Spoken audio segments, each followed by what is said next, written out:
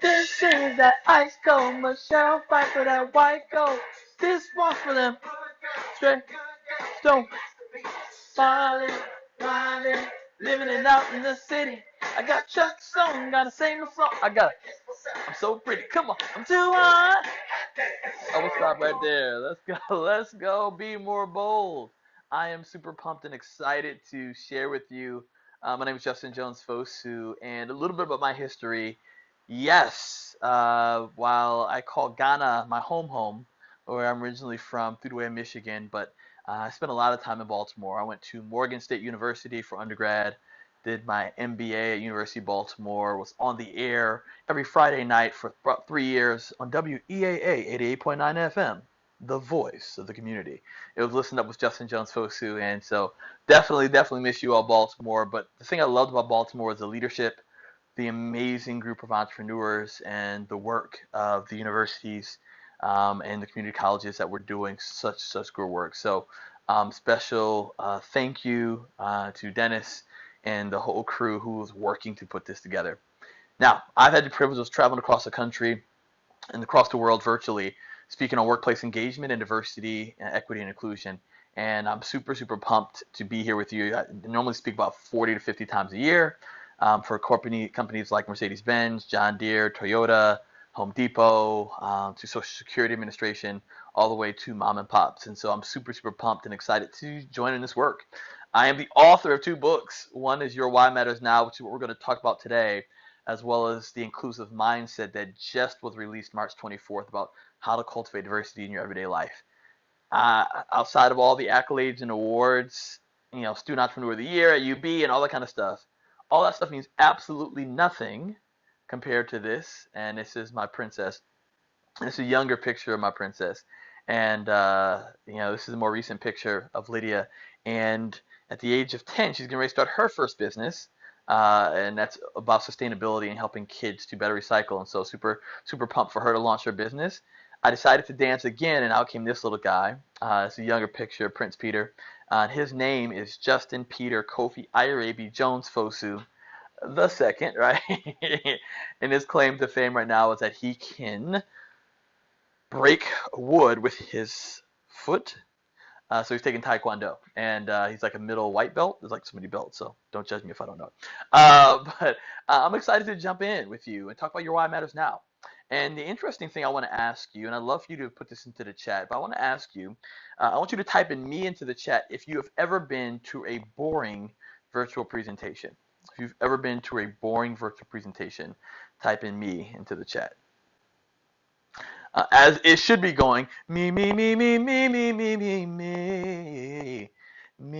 right? I don't believe that virtual has to be virtually boring. So as we engage together, I want us to be engaged, to have fun, to enjoy this journey. One of the ways that we'll engage is this thing I do called TWG. And TWG simply stands for That Was Good. If you're spicy, that was dope, right? And dope, where I come from, is a good thing, not that substance stuff, but a good thing. It's a good thing, right? So if I make a comment that really resonates with you, that stands out, simply type in TWG or TWD as so part of our engagement. So why are we here today? So my research almost over a decade ago really centered on purpose and why people did what they did, right? And so Simon Sinek made it really popular with his book. And I started really traveling across the country, meeting people who knew their why but weren't doing anything about it. So I became on a mission to help people to actualize or to activate their why. But what I uncovered, there's a whole nother group of people that I didn't know existed, and those were the now people. Those are people who are doing good work just in the wrong place. And so I decided to figure out how can people actually harness these two things to be able to achieve more. And out of that came this book, Your Why Matters Now, and what I call the Achieve More Zone. So as we go through, you'll see how both of these are important to our journey. So the first big question I want to ask you is simply this. What is your why? Now, I know at this point, many of you got really like, oh, what is the meaning of life, right? And I know like the why has such big aspects of it. If I had to give a synonym, I call it purpose, motivation, what drives you. But what I found is that there are actually two different types of whys. There's this macro why, it's this big picture purpose, motivation, what drives you. And there's this micro why, it's simply is why you chose to be a leader or an entrepreneur or in your career path or chose your major in college, right? What was your why from a micro perspective? What's your why for working out or for serving in the community? And what I uncovered is that when you know your why, it actually impacts more than we ever thought. Right? I call this foundation pyramid. And simply, when you know why you do something, it impacts what you do. And when you know why and what you do, it impacts when you do it. And all of the above or below impacts how you do. So let me introduce you to a person, right? So I was this little kid who I grew up in Grand Rapids, Michigan. We were poor, right? We didn't have a lot of money. We were initially on welfare, had a stint of homelessness. And one of the unique things is that my mom used to go to Salvation Army to get our clothes before it became cool. And she would go and get like sweater vests and bow ties. I swear she was trying to create a Boys to Men group. And one of the things is that while we still didn't have money, my mom made sure that we did well. Single mom, two rambunctious little boys. So I remember kindergarten through eighth grade, had a 3.8 GPA. Always one teacher gave me a B plus, their fault. And I remember that I was this little kid from kindergarten to eighth grade, like, hey, how you doing? I'm Justin, huh? A horrible voice to have growing up in the hood, but that's not the point of the story. But I remember I went from kindergarten to eighth grade, 3.8 GPA, to ninth grade, 1.9 GPA. And her name was Shanika. You see, y'all, I love Shanika. She was intelligent. She was gorgeous. She had it all together, but I started skipping school. Like, I love you, boo. I love you, right? And I started doing all these things, and I started hanging out with different people that weren't necessarily good for me. So I went from, hey, how you doing? I'm Justin, huh? To, yo, what's up, son? What's up, yo? And that's just not who I was. Now, I know what some of you are thinking. You're like, Justin, that sounds really good for the presentation, but that didn't happen in real life. I'm glad you challenged me. Kindergarten through eighth grade. Ninth grade. In West Philadelphia, born and raised. On the playground is where I spent most of my days. Chilling out, maxing out. You can clearly see the difference from here to here. Now, my mom made sure my grades improved. I can't tell you how that happened, but she did. And I remember that still in 11th grade, I was acting like somebody who I wasn't. And I remember just over winter break, this question came over me. I had no idea where it came from, but it was simply this. It was like, Justin, why are you spending so much of your time trying to impress people who can't even give you scholarship money? I was like, Justin, why are you spending so much of your time trying to impress people who can't even give you a summer job or an internship?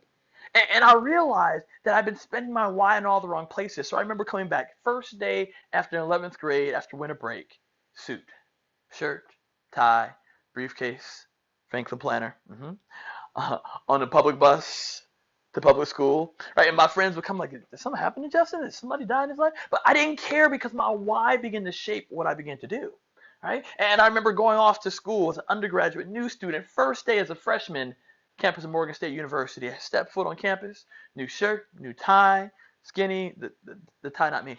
And I remember these two young ladies walked up to me and said, excuse me, professor, do you mind sharing where class is? I was like, well, no, I don't. Class is that way, right? Now, super corny, they never talked to me again, but that's not the point of the story. The point of the story is that my why began to shape what I began to do, and I joined SGA and got involved in a fraternity. I became Mr. Morgan State University eventually, and all of these things, but it's because I activated my why. And one of the unique things that I consistently find over and over again is that some people don't know their why, right? And sometimes what we do, what I call the herd theory, is that we sometimes will take on what the herd does. Sometimes in my presentations, we were able to do person as they coming back slowly. I'd have people get up and walk around the room. And they would get up and walk around, and about 80 to 85% of people all went the exact same way. And it's amazing because if I would have asked them to, hey, do you march to your own beat? They're like, boom, boom, boom, march to my own beat, boom, boom, boom, boom, march to my own beat, boom, right? But then we get and we do an experiential exercises. We do and go the exact same way. And that's called the herd theory, right? And the herd theory is simply where we do what majority of people do. And I met the same thing happen in our lives, is that as we meet people, have different types of experiences, engage people, this is normally what begins to happen. we become copies.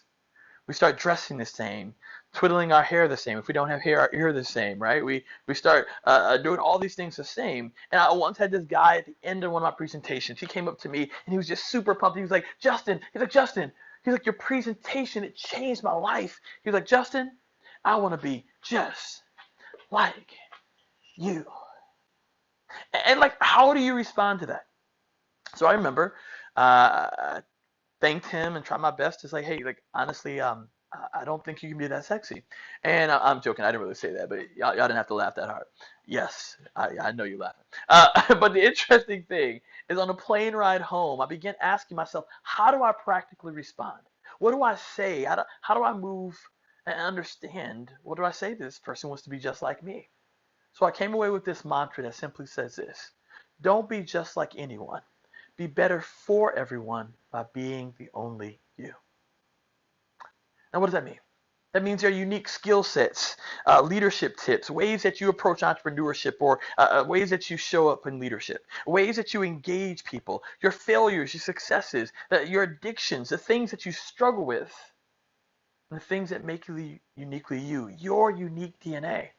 And what I find is that when people approach their why in the same way, is that we just end up adopting the why of other people.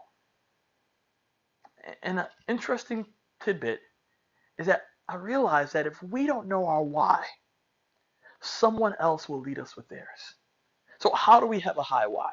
Well, there are three things every single one of us needs to have a high why. Number one, we have to have a clarity of that why. Number two, we have to have a connection to that why. And three, a consistency with it. The first is clarity. Y'all, your why should be so clear to you that if I stopped and asked you, what's your why, that you'd be able to tell me 30 seconds or less, elevator pitch, this is my why. And you know why I know we can do that is because if I stopped and asked you, what's your birthday? You wouldn't be like, well, I'm not sure. Because we know our birthdays, right? Some of us don't even have birthdays anymore. We have birthday weekends, right? Some people have graduated to birthday months. I mean, some people are like, the whole year is my how's okay, right? But like, we know our birthdays because we rehearse it over and over again. And that's the same place that our why should be and have that great clarity. Two, we should have a connection to it. Y'all, your why should do something to you. It should make you smile. It should give you goosebumps. It should make you laugh or cry if you're not able to accomplish it. Your why should do something. If it does nothing, then one of two things have happened. Either one, you never had a strong, intrinsically valued why in the first place. That means that it meant something to you and you didn't need the applause of people. Or two, you lost the original zest of your why. And if we're honest, doesn't life just sometimes drain the why out of us? And that, my friends, is why we need number three. And that's a consistency with it. It's what I call why stories and why symbols. The things that remind us of our why. For me, I have a picture of a mountain on my phone. I'm holding it like I have a picture. There's nothing there. But I have a picture of a mountain on my phone and my screen. Right? I always rock, unless you be able to see, like, bam, bam, all right? That's all you can say. I rock, use the African socks to remind me of part of my why is for my micro why is educational initiatives on the continent of Africa. Reminds me of my identity and where I'm from. And to all of us need those stories, those symbols. I sometimes will store stories that people share and they share how I helped them, how what I did helped or worked, or how they've changed, or a social worker that's they're reinvigorated for what they're doing, or entrepreneurs that's stepping forward and saying, hey, like Justin, like this is how you've helped impact diversity and inclusion in our organization. Thank you. Like these are things that I consistently go back over because sometimes we can just operate on autopilot. And we see it in two different ways, both short and long term. Short is 0 to 1 year. And it's like asking the question, I call it the 1 year challenge or 1 year test. 1 year from today, what do you look like? I'm not talking about physical. I'm talking about what kind of business do you have? I'm talking about who are you mentoring? Who are your mentors? Who are the people that you've included in your circle? What mastermind group have you become a part of? Who have been some of the people you've added to your life? And sometimes equally as important, if not more, who have been some of the people you've had to let go from your life? That's the short term. new projects have you initiated? What new nonprofits or ways that you've given back to the community? But it has to feed into the long-term journey of your life. And that's that the long term of what do you hope that this will create for you long term, but then also in generations that come after us. But it's not just how important is your why. It's also how important is your now. And if I had to give now a synonym, I call it passion. So everybody repeat after me. Say passion. No. Yes, even through the screen. Passion. You have to pop that P with it, like because when you have passion, you give it your all. Now I know we sometimes struggle because there's two different types of passion. There's one type of passion where it's what we do, right? And I tell people all the time, I would do this for free, but my kids won't let me, right? I love what I do. I am passionate about what I do. But the kind of passion I'm talking about is not what we do, it's how we do it. It's the effort, the intensity with which we give something. It's a concept I call being on 10. Now, when you're on 10, you give your all, right? Have you ever seen people dancing? Aren't there usually two different types? Some are like, yes, because I'm the watcher, right? There's one type of dancer when the music comes on, it's like, boom, boom, boom, boom. Hey, they're not gonna see me sweat. Yeah, right? And there's another type of dancer when the music comes on, it's like, oh, woo, woo, woo, I'm just a small town boy. Like, oh, okay, right. Right, you get the point. This dancer over here, they're so concerned and consumed about people watching them that they even remix it like, boom, boom, boom. Remix, hey, hey, they're not gonna see me sweat. Yeah. But this other dance over here, they brought like 3 undershirts because they knew they were going to sweat out every single one. They didn't care if people laughed at them, if they joked on them, if they talked about them, because they were willing to give everything they had on the dance floor of their lives. And my question to you is, which one are you? Now, I'm not talking about in real life, that's TMI. But what I am talking about is which one are you in your business as an entrepreneur, as a student, as a person, as a career professional, as a leader? Which one are you? What is causing you to be more bold and to be on 10? Because when you're on 10, what others think isn't as important as you giving your best effort. Let me give you an example of this. So, I remember coming home once from like a 9-city tour, and I came off the road, and I remember my daughter ran up to me, gave me a big hug. She's like, Daddy, Daddy, there's going to be a daddy-daughter dance competition. And I was like, daddy-daughter dance? She was like, yes, it's going to be a dance, but also a competition where you compete with me. And I was like, dance is different than competition. But this was my response to my daughter's request for the daddy-daughter dance competition.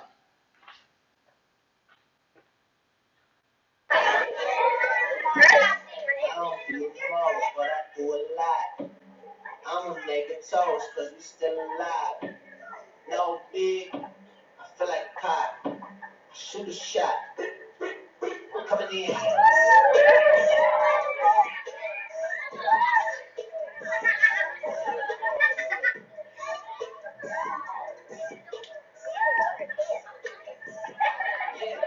Coming in.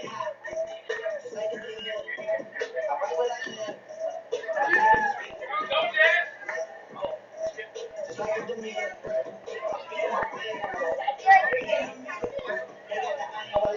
I bring the fire, but you never see.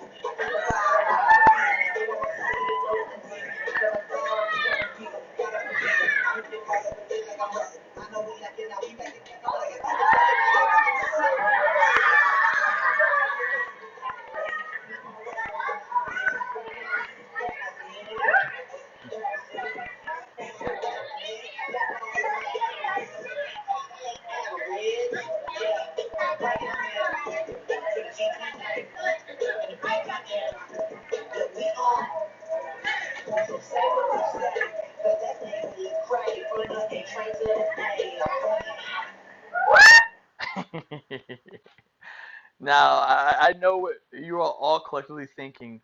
Did he get back up? Yeah, yes, I got back up. And this is the beautiful part of this, right? Is that in this moment I was on 10, right? I gave everything. You know who else was on 10? Lydia. And I was like, how'd you learn these dance moves? And she was just killing it. I was like, oh yeah, public school. But the interesting thing is, like, I love being on 10. I remember asking Lydia right after the dance, I was like, hey, Lydia, like, what was your favorite part of the dance? And she was like, Dad, when you lifted me up. And she had no idea the symbolic nature that that would be my why for her for the rest of my life, to consistently lift her up. But you want to know my 10? My favorite part of the dance?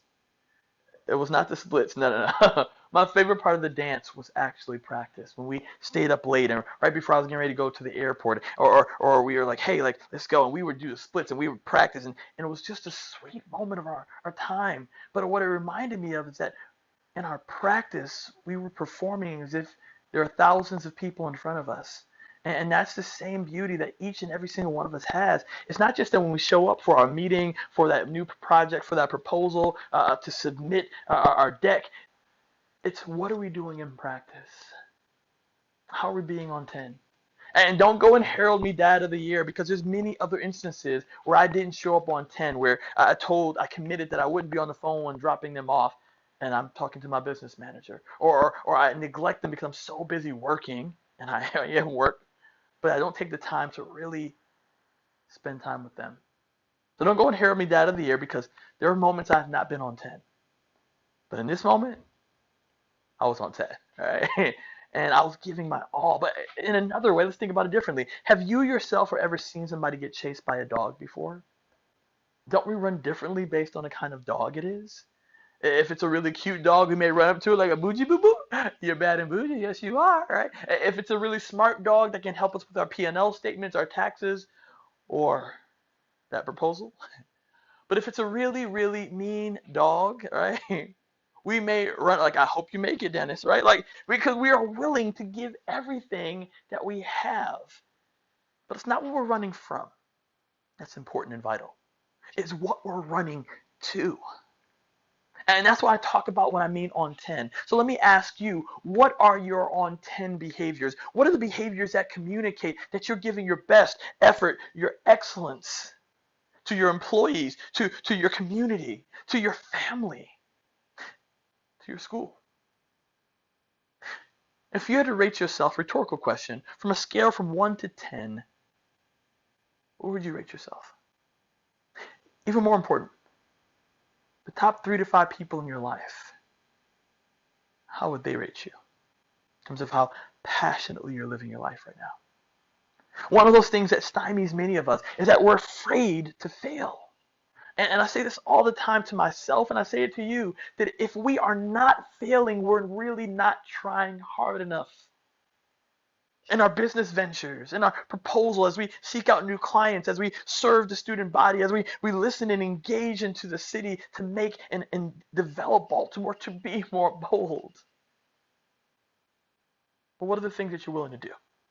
Now, I want to share with you one of the items in my book. I call it the principle of the frog, step, seed, and smile. I'm only going to cover 2 of them because these 2 really stand out in meaningful ways. The principle of the frog is first. And that's, we read a book called Eat That Frog by Brian Tracy. The principle of the frog is simply this, that we do the most challenging, hardest thing first. But when do we often do the hardest and most challenging thing? Either last, and that sometimes is never.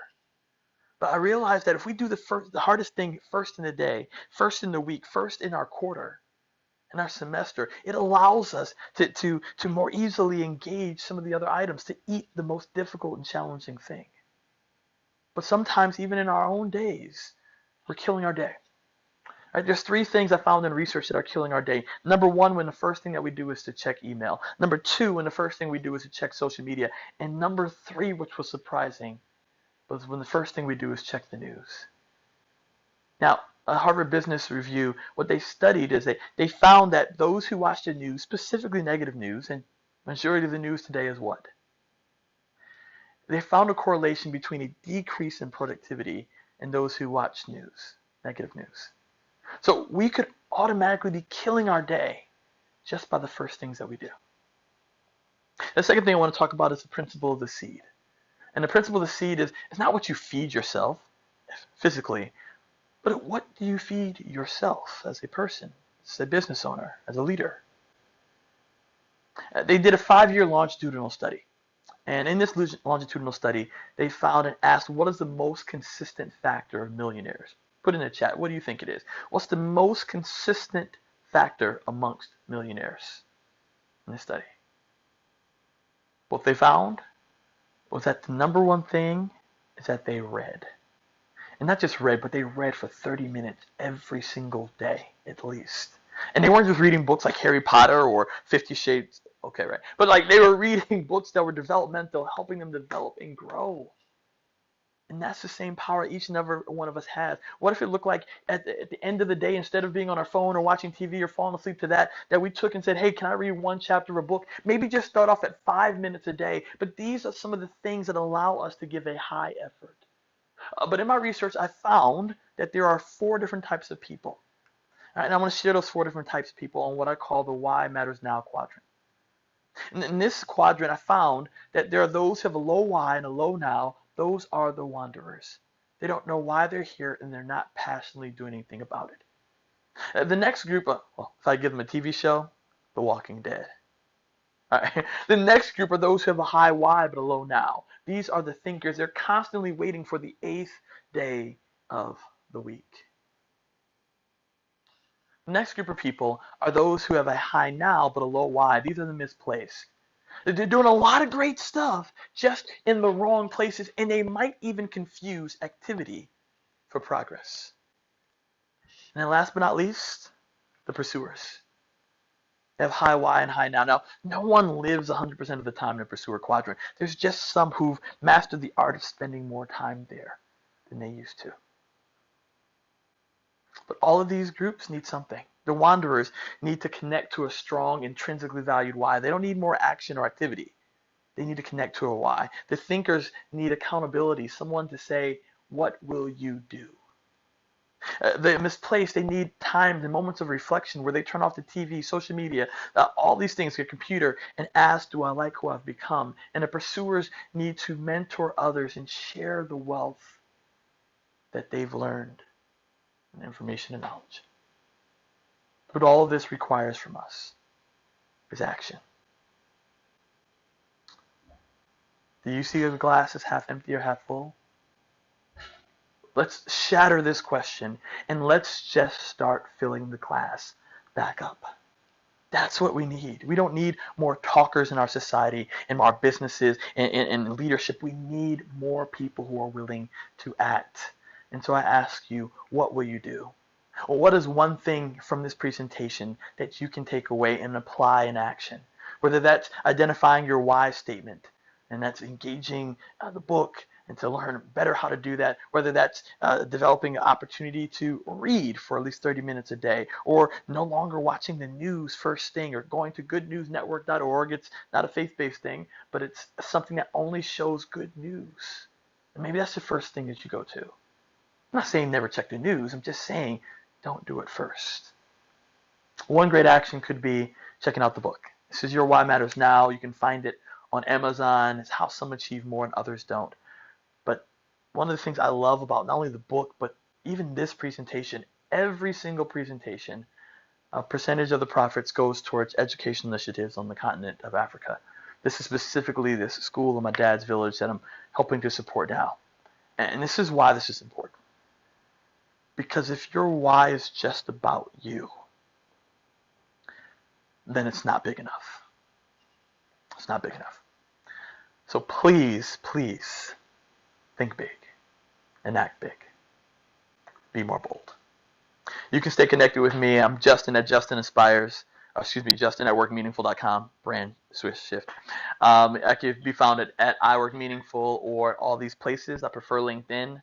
And I'm Justin Jones Fosu there. And all that being said, thank you. Thank y'all for tuning in. I really appreciate it. Stay connected. Connect with me on social media. And always remember to be more bold, y'all. Appreciate it. Hey.